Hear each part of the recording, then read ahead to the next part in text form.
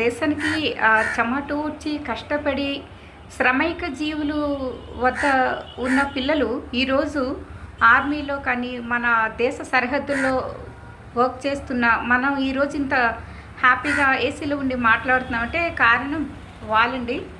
కానీ శ్రమైక జీవులు వారికి హృదయాలు కూడా సున్నితంగా ఉంటాయండి. అలానే పేదవారు పెళ్ళిళ్ళు చేసుకోకూడదండి, పేదవారి పిల్లలు కనకూడదాం.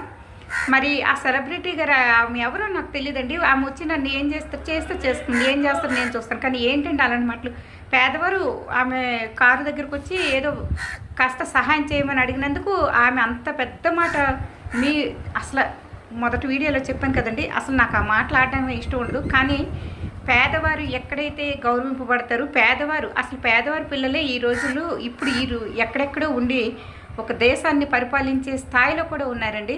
అసలు ధనికులు పేదవారు కాదండి, ఎవరు మంచిగా వృద్ధిలోకి వస్తారో వారే గొప్పని. చూస్తారు కదండి. Thanks for watching.